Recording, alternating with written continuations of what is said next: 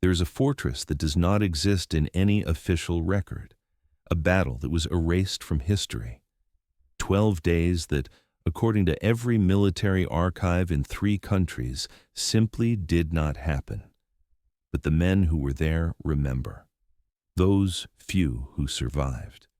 They remember the concrete walls, the gunfire, the bodies, the desperate final hours. They remember watching their friends die, defending a position that their own government would later claim never existed. This is the story of Fort Ében-Amel, except it is not. Because officially, what happened there in May 1940 is well documented. German glider assault, Belgian defenders, 72 hours of combat, all neatly recorded in histories of World War II. But there was another fortress, similar name, similar location, different story. A story that 3 governments agreed to bury. A story that only emerged in fragments decades later through classified documents, accidentally declassified, and deathbed confessions from men who could no longer carry the secret. Fort Ében-Amel. Not Amel. Amel. 1 letter different, 40 kilometers south, and for 12 days in May 1940, it was the site of something the world was never meant to know about. The fortress was built in 1938. Officially, it was a storage depot, ammunition, and supplies for the Belgian defensive line. The construction contracts list it as Depot 14, Section 9. Nothing special, nothing worth remembering. But the men who built it knew better. The walls were too thick for a supply depot, the gun positions too sophisticated, the underground levels too deep. This was not storage. This was a fortress, a secret fortress, built for a purpose that even the construction crews were not told. Captain Edward Meis was assigned to Fort Ében-Amel in March 1940. 29 years old, career officer. He had expected a quiet posting. Storage depot duty was usually reserved for officers being eased into retirement or punished for minor infractions. Meis had done neither. His assignment made no sense until he arrived and saw what Depot 14 actually was. The fortress sat on a ridge overlooking a valley that led directly into eastern Belgium from Germany. Natural invasion route. Any German advance would have to pass within 5 kilometers of this position. From the fortress, observers could see for 30 kilometers on clear days. Artillery could interdict the entire valley. This was not a depot. This was a strategic choke point, and it was completely off the books. Meis met with the outgoing commander, Major Philippe Dumont. The handover briefing was strange. Dumont seemed nervous, kept checking to make sure they were alone. Finally, he laid out the truth. Fort Ében-Amel was a black site, built with secret funds, staffed with personnel whose records showed them stationed elsewhere. Its purpose was to serve as an unacknowledged defensive position in case of German invasion. If war came, they would activate. They would fight. But officially, they did not exist. Meis asked the obvious question, why the secrecy?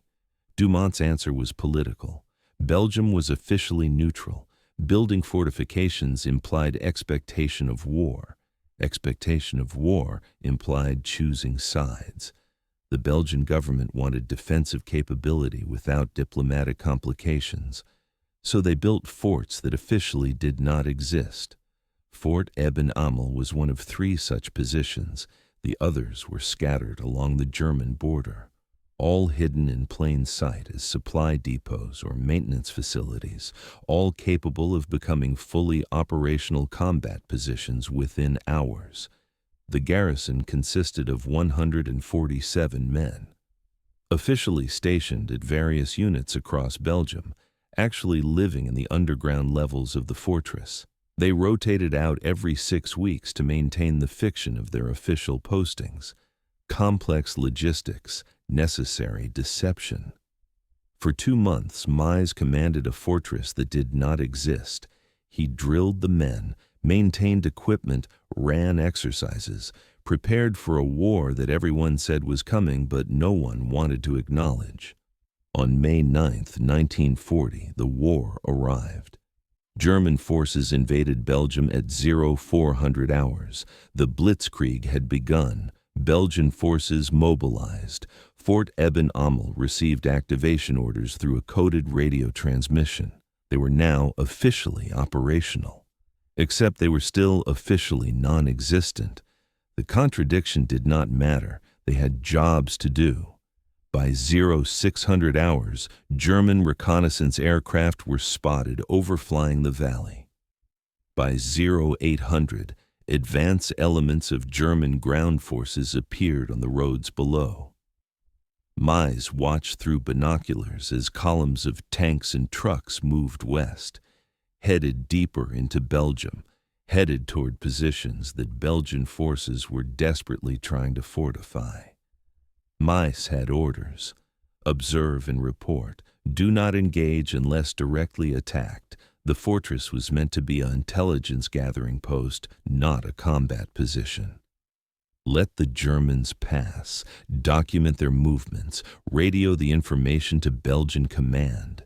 He followed those orders for 6 hours, watched thousands of German soldiers pass through the valley, counted vehicles, identified unit markings, sent detailed reports, and received no acknowledgement. Radio traffic was chaotic. Belgian command was overwhelmed. His reports were going into a void. At 1400 hours, a German motorcycle patrol stopped on the road directly below the fortress. They were studying maps, looking around. One of them pointed directly at the ridge where the fortress sat. Mies ordered everyone to silence. No movement, no lights. Let them look. They would see nothing. The fortress was camouflaged, designed to be invisible. The motorcycle patrol would move on, except one of the Germans had binoculars, and he was looking very carefully at the ridge, at the concrete reinforcements barely visible among the trees, at the observation slits that from ground level looked like natural rock formations, but from the right angle were clearly man-made. The German lowered his binoculars, spoke to his companions. They all looked up at the ridge. Then one of them pulled out a radio. Mies knew what was coming.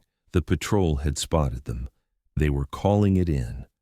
Within hours, German forces would investigate. The secret fortress was about to be discovered. He had two choices: abandon the position before Germans arrived, blow the ammunition stores and evacuate, maintain the secret by destroying the evidence, or stay, fight, use the fortress for what it was built for, even though doing so would expose its existence. The decision should have been easy. Follow doctrine, protect the secret, evacuate. But Mies was watching German columns pour through the valley. Thousands of troops, hundreds of vehicles, all headed west where Belgian forces were trying to establish defensive lines with inadequate preparation.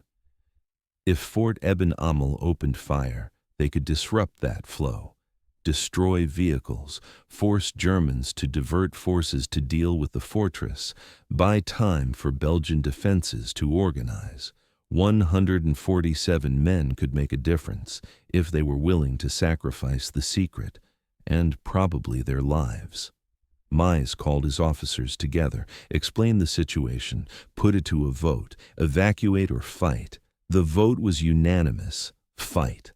At 1600 hours, Fort Ében-Amel opened fire on German forces for the first time. Artillery shells landed among vehicle columns on the valley road. Trucks exploded, tanks scattered.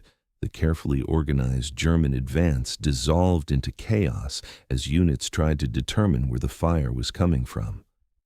For 30 minutes, the fortress had complete surprise. German forces in the valley had no idea they were being attacked by a fortified position. They thought it was mobile artillery somewhere in the hills. They dispersed, took cover, radioed for air support. By 1630, German command had triangulated the fire. They knew roughly where it was coming from. Reconnaissance aircraft were dispatched. At 1645, a German spotter plane flew directly over the fortress, low and slow. The observer in the back seat had a camera. Mize watched the plane circle, taking pictures, documenting everything. The secret was out. Within hours, those photographs would be on the desk of every German commander in the region. At 1700 hours, German artillery began counter-battery fire. Shells landed around the fortress, not accurate yet. They were ranging, finding the exact position. Each salvo got closer. At 1730, the first shell hit the fortress directly. It struck the western wall. The concrete held, but the impact was tremendous. Men were thrown off their feet. Dust filled the corridors. Damage reports came in, superficial.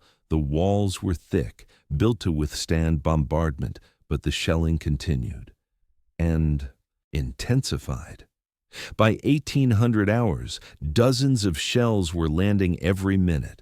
The fortress shook constantly. Concrete chips flew from walls. Men huddled in the deepest levels, waiting for a direct hit on something critical. At 1830, a shell penetrated the ventilation system. Poisonous fumes flooded one section. 7 men died before emergency seals could be activated. The first casualties, not from combat, from a lucky German shot hitting exactly the wrong place. Night fell. The shelling continued. Mize sent a radio message to Belgian command, reported the situation, requested orders. The response came 2 hours later. Hold position as long as possible. Reinforcements were not available. They were on their own. Mize gathered his men, explained the reality. They were cut off, surrounded. The Belgian army was in full retreat.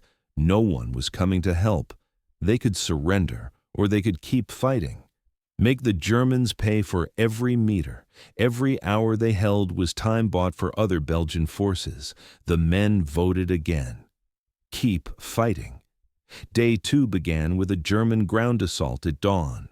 Infantry supported by tanks advanced up the ridge toward the fortress. Mize had prepared for this.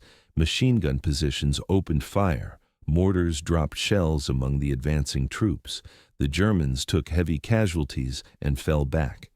They tried again at noon. Different approach, more artillery preparation, smoke screens. The assault got closer before Belgian fire drove them back. German bodies littered the slope. Mize counted at least 40. His own casualties were 12, including Lieutenant Jean Dubois, killed by a sniper while directing mortar fire. The Germans tried a third assault at sunset. This time, they brought flamethrowers, got within 20 meters of the outer defenses before concentrated fire stopped them. But they had learned the fortress layout, identified weak points. The next assault would be harder to stop. That night, Mize assessed the situation. They had enough ammunition for perhaps 3 more days of heavy fighting. Food for a week. Water for 10 days if rationed. Medical supplies were already running low after treating the wounded from the day's fighting. And still no word from Belgian command beyond that initial message. For all Mize knew, the Belgian army had already surrendered. They might be fighting alone, not just tactically, but strategically. The last Belgian unit still in combat. Day 3 brought something unexpected. A German officer approached under a white flag. Mize met him at the outer perimeter. The German was a captain, professional, polite. He had a message from his commander. The fortress was surrounded. Resistance was futile. Surrender now and the garrison would be treated as prisoners of war under Geneva Convention. Continue fighting, and when the fortress eventually fell, no quarter would be given. Standard surrender demand. Textbook psychological warfare. Mize asked about Belgian forces. Had the army surrendered? The German captain shook his head. Fighting continued, but Belgian defeat was inevitable. A matter of days. Mize thanked him for the information and declined surrender. The captain nodded, said he expected that answer, then asked a question that surprised Mize. Why was this fortress not on any maps? German intelligence had no record of fortifications at this location. Where had it come from? Mize gave the only answer he could. Need to know. The captain smiled, said he understood. Military secrets. Then he wished Mize luck and walked back down the hill under his white flag. The German assault came 1 hour later, heavier than before. Artillery, tanks, aircraft, everything the Germans could bring to bear. The fortress shook under the bombardment. Walls that had held for 2 days began to crack. A shell penetrated the ammunition storage. The explosion killed 16 men and started fires in 2 sections. Sergeant Lucas Vermeer led damage control teams through smoke and flames to seal the breached areas. He saved the fortress from catastrophic secondary explosions, but took severe burns. Died 2 hours later. Mize wrote his name in the logbook. 17th casualty. Day 4 was quiet. The Germans were regrouping, bringing up heavier weapons. Mize used the time to reorganize defenses, shore up damaged walls with rubble and sandbags, redistribute remaining ammunition, prepare for what everyone knew was coming. A massive assault, the kind meant to overwhelm through sheer force. No finesse, just brutal application of firepower until resistance collapsed. It came on day 5 at dawn. Every German gun in range fired simultaneously. The barrage lasted 4 hours, non-stop shelling. The fortress disappeared in smoke and dust. Men huddled in the deepest bunkers, praying the roof would hold. When the shelling stopped, German infantry and tanks attacked immediately. They had learned from previous assaults, used terrain for cover, advanced in coordinated rushes, got into the outer defensive perimeter before Belgian fire could stop them. Close quarters fighting erupted. Room to room, corridor to corridor. Germans with grenades and submachine guns against Belgians with rifles and desperation. The fighting was vicious, personal. Men grappled hand to hand in dark corridors. Corporal Anton Fischer held a critical junction for 2 hours. Alone, every German attempt to advance through his position met concentrated fire. He burned through 400 rounds. When relief finally reached him, there were 17 German bodies in the corridor. Fischer had taken 3 bullets but refused evacuation until the position was secure. The German assault lasted 6 hours. When it finally broke off, they had penetrated deep into the fortress but failed to take the central positions. The Belgians had held, barely. The cost was 41 men, dead or 2 wounded to fight. The garrison was down to 89 effective soldiers. Ammunition was critically low. Food and water were being rationed. Medical supplies were exhausted. Wounded men were being treated with torn uniforms as bandages. Mize sent another message to Belgian command, requested supply drop, evacuation of wounded, anything. The response was silence. Either command could not help or was no longer receiving messages. The fortress was truly alone. That night, Mize wrote in his personal journal. He documented everything. The battle, the casualties, the names. If they did not survive, he wanted some record to exist, proof that they had been here, that they had fought. Day 6 brought Belgian surrender, not the fortress, the country. The Belgian government capitulated to Germany. The war was over, officially. Mize received the news through a German radio broadcast. His radio man picked it up during routine monitoring. Belgium had fallen. King Leopold had ordered all Belgian forces to lay down arms. The campaign was finished. Mize called a meeting, read the order, explained what it meant. According to official command, they should surrender immediately. The war was over. Continuing to fight was pointless, but unofficial command, The secret directive that had created Fort Ében-Amel had no surrender clause, because officially they did not exist, could not surrender a position that was not acknowledged. The men debated. Some argued for surrender. They had done their duty, more than their duty. 41 men dead, countless wounded. Honor had been satisfied. Others wanted to keep fighting. The Germans had killed their friends, destroyed their fortress. Surrender felt like betrayal. Mize made the decision. They would continue, not indefinitely, but long enough to destroy all evidence of the fortress's true nature.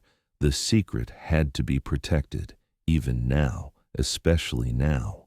Over the next 3 days, demolition teams systematically destroyed anything that indicated this was more than a supply depot. Code books burned, radio equipment smashed, classified documents shredded and burned. The goal was simple.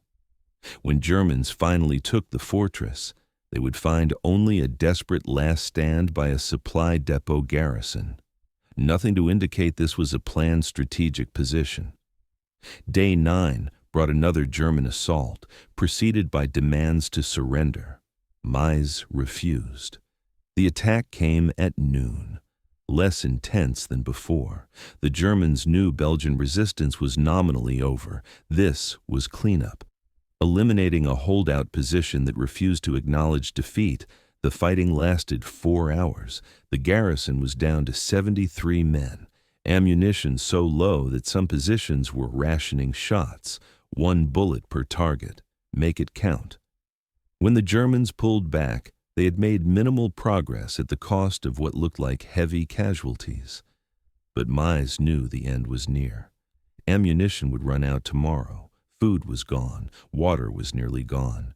Men were collapsing from exhaustion and wounds that were not being treated. They had fought magnificently. But biology and mathematics were undefeated enemies. Day 10 was quiet, both sides exhausted. Mize used the time for final preparations. All evidence was destroyed. The fortress now looked like exactly what official records said it was, a supply depot that had put up unexpectedly fierce resistance. He wrote final letters. One to Belgian military command, explaining what they had done and why. One to his family, telling them he loved them. One to history, documenting the truth of Fort Ében-Amel. He sealed them in a waterproof container and hid it in the rubble. Maybe someone would find it someday. Day 11 began with white flags, not from the Belgians, from the Germans. Another surrender demand, but this time different. The German commander offered medical evacuation for the wounded, food and water for the garrison. All that was required was surrender within 24 hours. Mize considered it. His men were dying from lack of medical care. Starving. Wounded men crying out for help that could not be given. He could end their suffering with one word. But he had one more task. The final demolitions were set but not triggered. Charges placed throughout the fortress. When detonated, they would bring down walls, collapse tunnels, and bury evidence so deep that decades of excavation might not find it.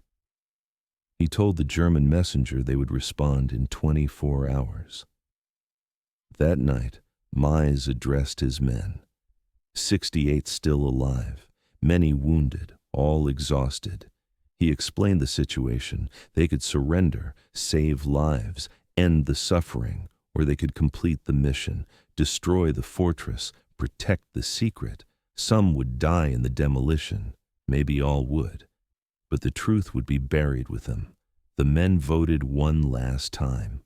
Complete the mission. Day 12 arrived. The demolition teams made final preparations. Wounded who could not be moved were given morphine, made comfortable, said their goodbyes. At noon, Mize sent a message to the Germans. They rejected surrender. The fortress would be destroyed. Any forces in the area should pull back. The Germans thought it was a bluff, sent infantry to investigate. At 1300 hours, the charges detonated. The fortress collapsed inward. Walls fell. Tunnels imploded. The ridge itself seemed to sag as underground levels pancaked. The explosion was visible from kilometers away. A mushroom cloud of dust and smoke rose over the valley. When the dust settled, Fort Ében-Amel was gone, replaced by a crater and rubble field. No structure, no defensive positions, no evidence of what had been there. German forces searched the ruins, found bodies. 68 Belgian soldiers killed in the demolition. They found weapons, ammunition, supplies consistent with a depot garrison. They found nothing classified, nothing that indicated strategic importance, just a desperate last stand by troops who refused surrender. The German after-action report classified it as a minor engagement, supply depot defense, fanatic resistance. Facility destroyed to prevent capture. Recommendation: no further investigation necessary. The Belgian government received the same report, added it to the vast collection of defeat narratives from May 1940. Another small tragedy in a campaign full of them. Nothing special, nothing worth remembering. But 3 Belgian intelligence officers knew better. They had authorized Fort Ében-Amel. They knew what Mies and his men had protected. They also knew that the protection had worked. The secret was safe, buried under tons of rubble, hidden in plain sight as just another forgotten battle. They wrote Mies and his garrison out of official records. The 147 men who had served there were listed as casualties of other units. KIA during the invasion, killed defending positions that did exist officially. Names scattered across different casualty lists, no connection between them visible. The families received standard notifications, killed in action, no details, no explanation of where or how. Just the fact of death and a medal that came months later. A few families asked questions. Where exactly did he die? What unit was he really with? The records say one thing, but his letters mentioned being somewhere else. The answers were always the same. War is confusing. Records are imperfect. Be proud of his service. Most accepted it. A few did not. Kept asking, kept pushing. Those families received visits from government officials, polite, firm, explaining that some things could not be disclosed. National security, ongoing intelligence considerations. Please stop asking. They stopped, but they remembered that someone had cared enough to make them stop. That meant the official story was wrong. Their loved ones had died doing something important enough to hide. Decades passed. The war ended. Belgium rebuilt. The crater where Fort Ében-Amel had stood was filled in and reforested. Nature reclaimed the battlefield. Within 20 years, no visible evidence remained. Just forest on a ridge overlooking a valley. In 1973, a construction crew working on a road extension near the old battlefield unearthed something strange. Concrete reinforcement, very thick, very deep. They called engineers. Excavation revealed a section of underground tunnel, heavily damaged but recognizable as military construction. The government investigated quietly, determined it was a remnant of wartime fortifications, ordered it sealed and the construction route altered. The workers were told to forget what they found. Most did. But one worker, an amateur historian, documented what he saw before the site was sealed, took photographs, made sketches, noted the coordinates. Years later, he published his findings in a small local history journal, suggesting that an unknown fortification had existed at that location. The article drew no official response, no confirmation or denial, just silence. But a few people read it. People with connections to intelligence services. People who remembered the war. They made calls, checked archives, and found gaps. Personnel records that did not quite add up. casualty lists with statistical anomalies, budget documents showing expenditures for facilities that did not exist in official inventories. Small inconsistencies that individually meant nothing, but collectively suggested something had been hidden. In 1998, the Belgian government declassified portions of its World War II archives, standard 50-year release policy. Researchers eagerly dove into newly available documents. One researcher, Dr. Helena Janssens, was studying Belgian defensive preparations before the invasion. She noticed something odd: references in high-level communications to defensive positions that were not on any maps, coded designations. Depot 14. Section 9 appeared multiple times, but there was no Depot 14 Section 9 in official listings. She investigated, cross-referenced, built a timeline. Slowly, the outline of Fort Ében-Amel emerged from the gaps in official records. She could not prove it existed. All direct evidence had been destroyed or was still classified. But the negative space was compelling. Something had been there, something important enough to hide for 50 years. Janssens published her findings in 2001, a carefully worded academic paper suggesting the possibility of unacknowledged defensive positions. The response was immediate and strange. 3 different government officials contacted her, not to deny her conclusions, to politely suggest she not pursue further research. Her academic career would benefit from focusing on other topics. Subtle threat wrapped in friendly advice. She ignored them, continued researching. And in 2003, she found the container, a construction site, same ridge, different location. Workers uncovered a metal box buried 3 meters deep, heavily corroded but intact. They opened it thinking it might be unexploded ordnance. Instead, they found documents, waterproof, sealed, preserved. The workers called authorities. The box was confiscated immediately, classified. Janssens only learned about it because one worker mentioned it to a friend, who mentioned it to another friend, who happened to be one of Janssens' research assistants. She filed a Freedom of Information request for the box contents. Denied. National security. She appealed. Denied again. Sued. The case dragged through courts for 3 years. In 2006, a judge ruled partially in her favor. Some documents could be released, others remained classified. What was released was explosive. Captain Edouard Mize's letter to history, documenting Fort Ében-Amel, the battle, the casualties, the decision to destroy evidence, names, dates, details. Janssens published immediately. The story hit Belgian media, then international media. A secret fortress, a battle erased from history. Men who died defending a position their government denied existed. The Belgian government issued a statement, acknowledged that Fort Ében-Amel had existed, explained the wartime rationale for secrecy, expressed regret that the men who served there could not be properly honored until now, announced plans for a memorial. In 2008, a monument was unveiled on the ridge. Simple stone marker, names of the 147 men who served at Fort Ében-Amel. Text explaining what happened. Recognition delayed by 68 years but finally given. Families of the dead attended. Some had known the truth all along, passed down through generations as family secret. Others learned for the first time exactly how their grandfather or great-uncle had died. The memorial service was emotional.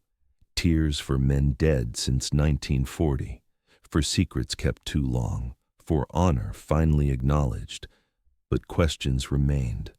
Why had the secrecy continued so long after the war? What was still classified in those documents that could not be released? Janssens filed new requests, pushed harder.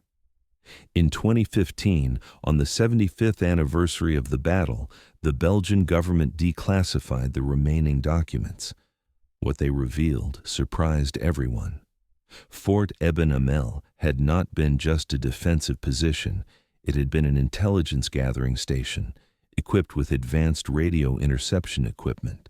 Its purpose was not just to fight, but to monitor German communications, to break codes, to feed intelligence to Allied forces. The Germans never knew.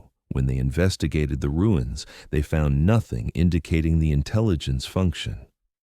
All that equipment had been destroyed in the demolition.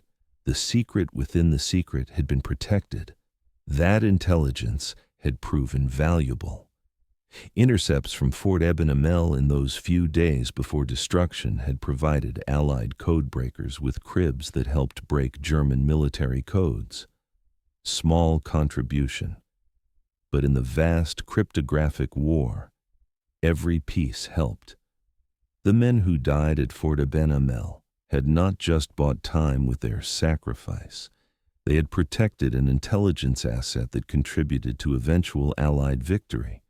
Their deaths had meaning beyond simple courage, but they never knew. Died thinking they were protecting a secret defensive position, not realizing they were also protecting one of the early links in the chain that would lead to Ultra and the breaking of Enigma.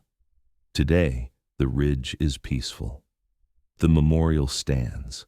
Tourists occasionally visit, read the names, wonder about the men, about what it was like to fight and die in a battle the world was meant to forget.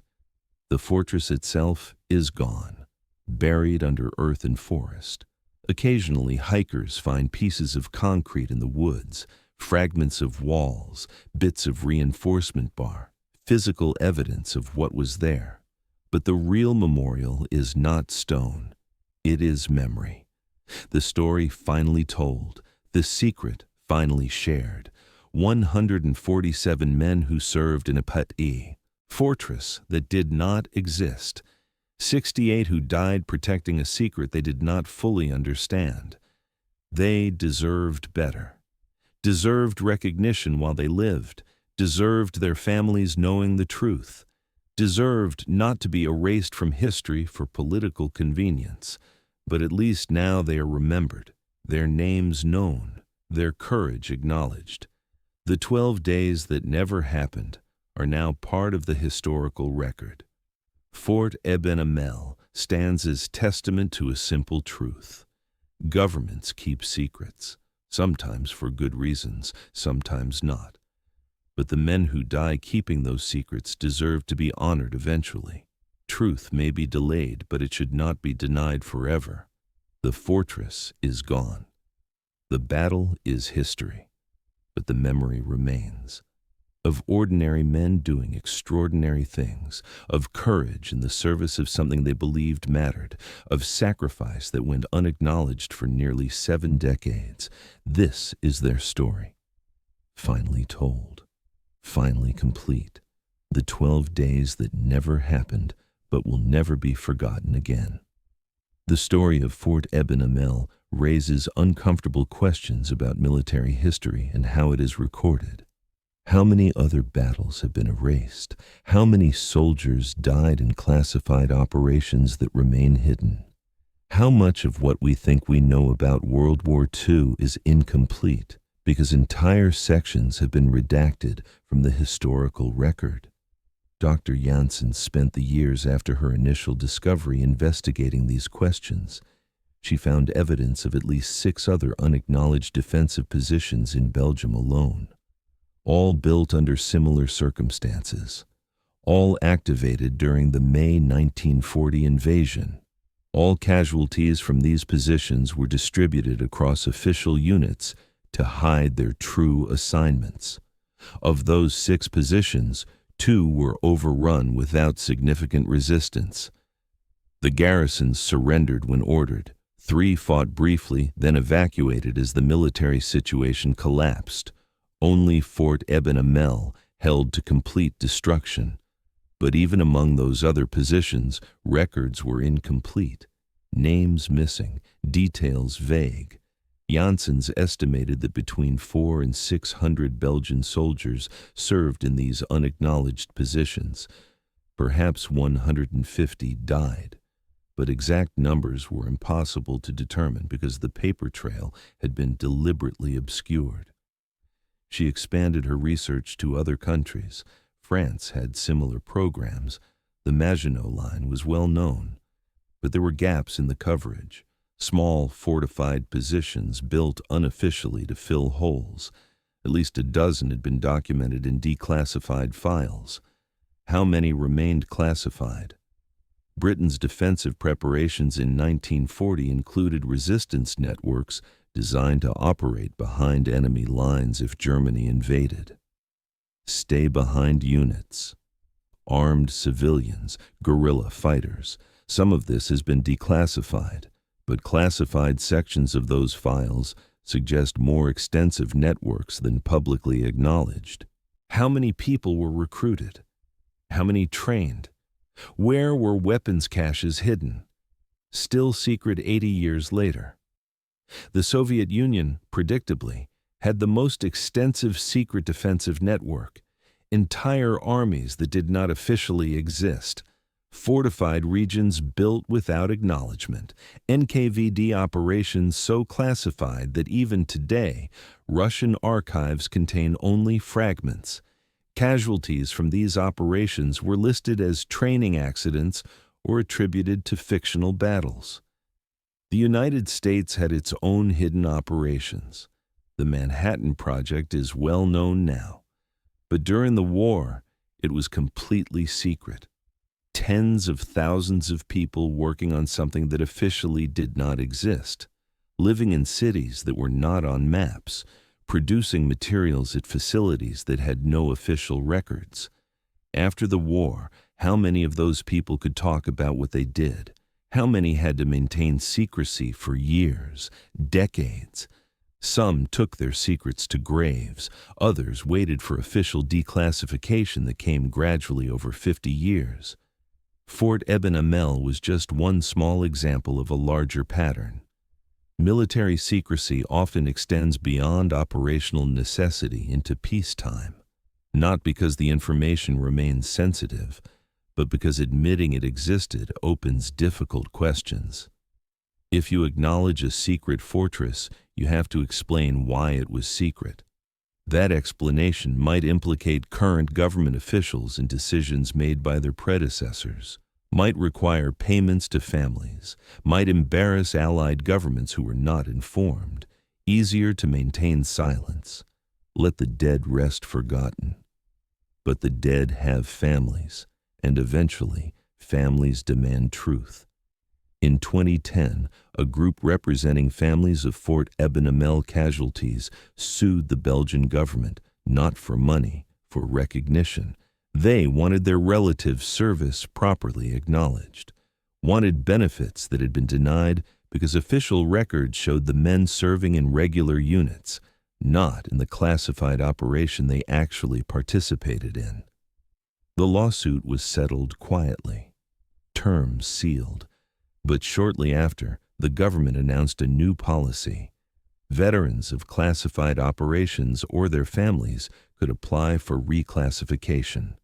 If approved, official records would be corrected, benefits adjusted, recognition given.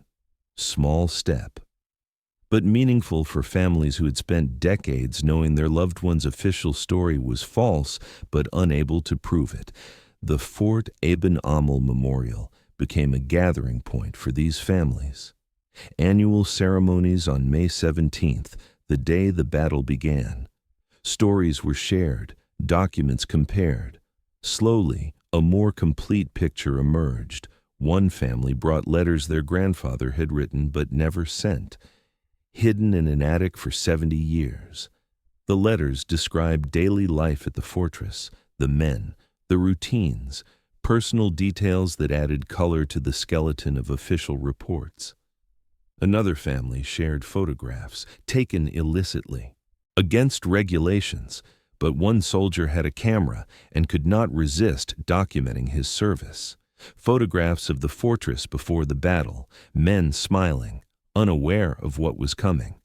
The photos were donated to the Belgian War Museum, now on permanent display.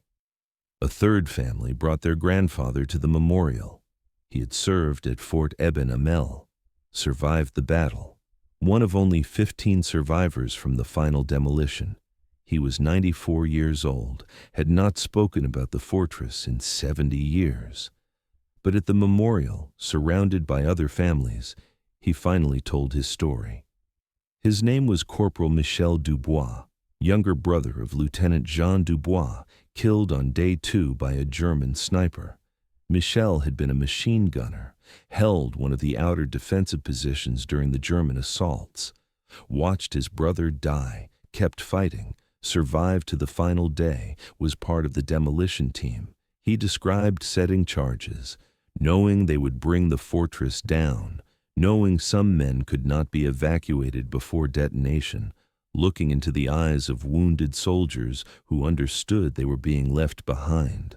The morphine injections, the final goodbyes, then running for the exit as the charges blew. He made it out. 15 others made it out. 53 died in the collapse, including his brother's body, which was in the makeshift morgue in one of the sections that came down. Michel had surrendered to German forces immediately after. Spent 5 years as a POW, returned to Belgium in 1945, tried to tell authorities about Fort Ében-Amel, was told politely but firmly to forget it. The fortress never existed. His brother died elsewhere. That was the official story. Accept it or face consequences. He accepted it, married, had children, worked as a teacher, never spoke about the war. When his wife asked, he said he had been a POW. True, just incomplete. He carried the secret for 6.5 decades. At 94, standing at the memorial with his brother's name carved in stone, he finally told the truth. The families listened. Some cried. A few had similar stories, survivors who had been forced to carry secrets, who had watched the official history erase what they had experienced. Michel Dubois died in 2011, 1 year after finally sharing his story.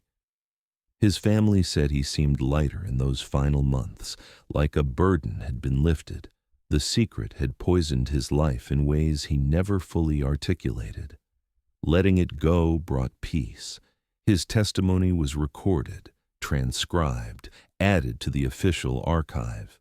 Now researchers studying Fort Ében-Amel have not just documents, but first-hand accounts, the human texture that statistics cannot capture. Other survivors came forward after Michel. Only a handful were still alive. Most were in their 90s. Time was running out to capture their memories. Dr. Janssens organized an oral history project, recorded interviews, preserved testimonies.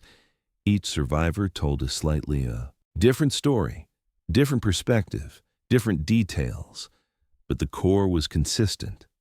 The fortress was real.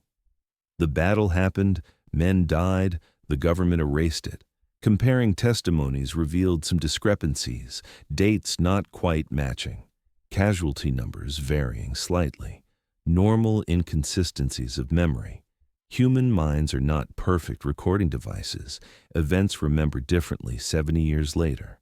But the essential truth was corroborated. Fort Ében-Amel existed. Everything else was detail. The oral histories also revealed something else: the psychological cost of enforced secrecy. Multiple survivors described symptoms consistent with PTSD, but never treated because they could not talk about what caused it.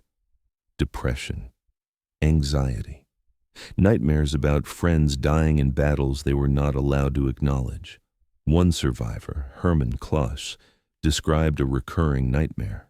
He was back in the fortress, trying to save wounded men as the charges counted down, always running out of time, the explosion, waking up screaming. He had that nightmare once or twice a month for 50 years, could never explain to doctors what caused it, because explaining meant revealing the secret. After the memorial was built and he could finally talk, the nightmares decreased, not gone entirely. Trauma does not just evaporate, but less frequent, less intense. Talking helped. Being believed helped.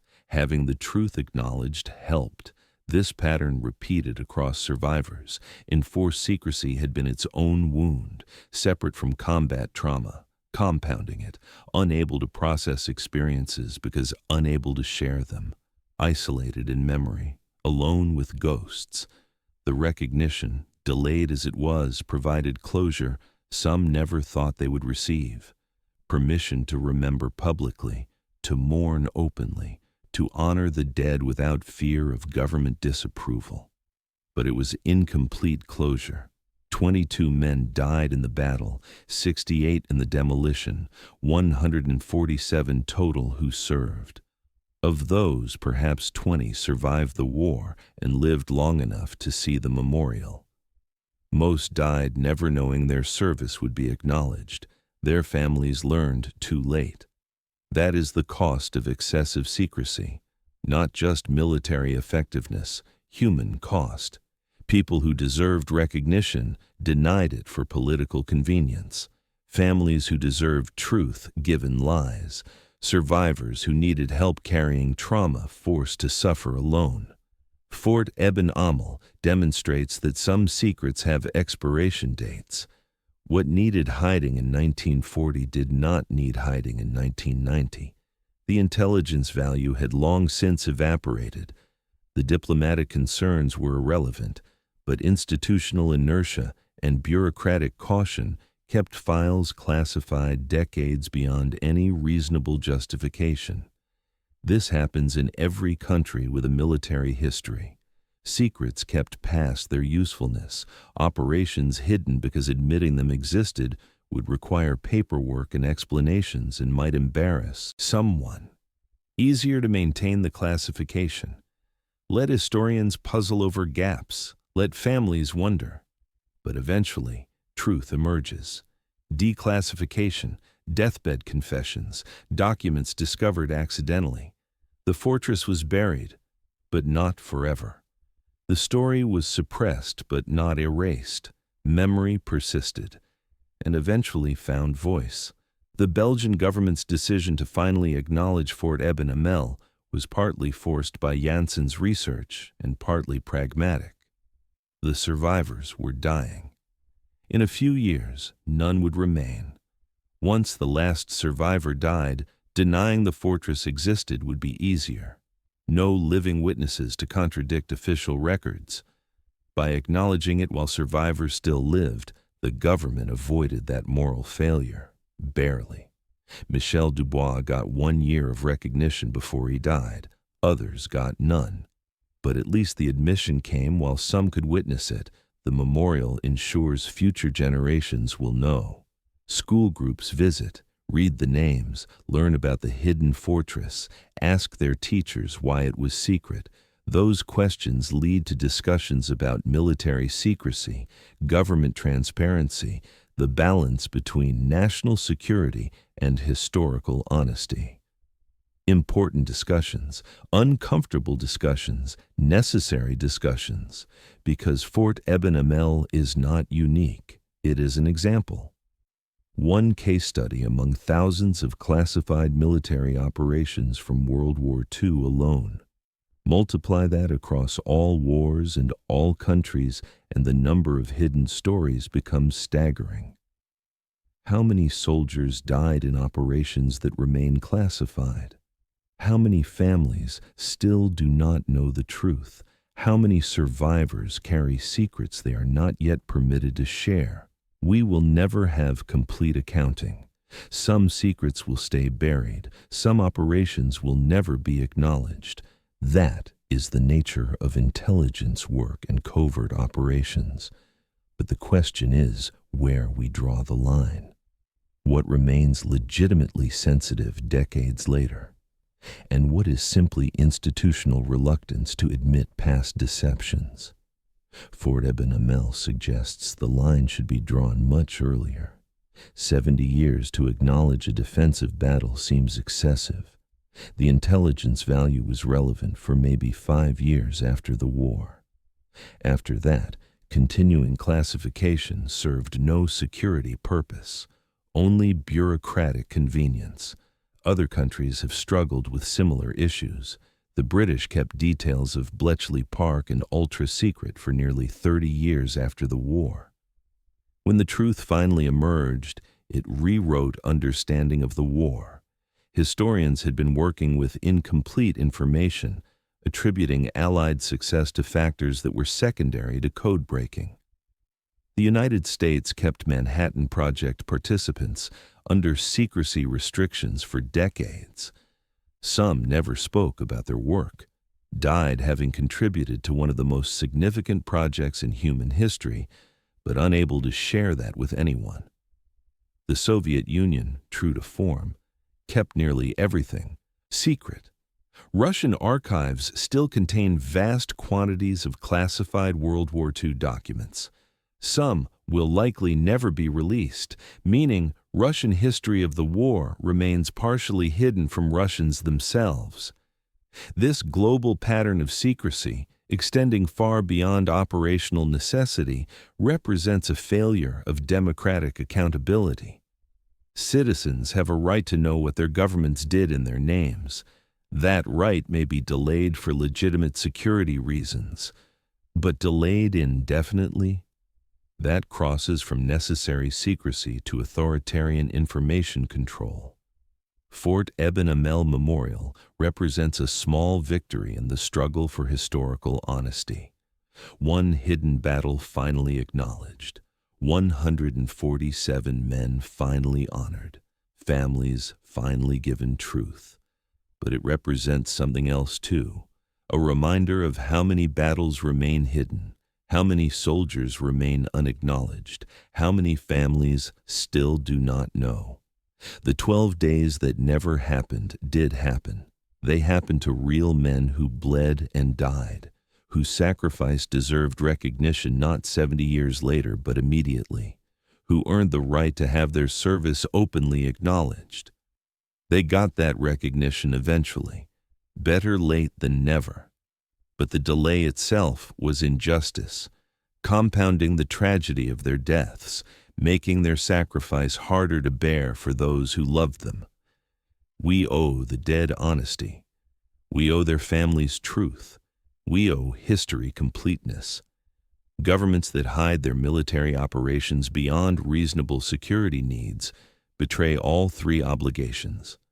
Fort Ében-Amel cannot be undone. The men cannot be brought back.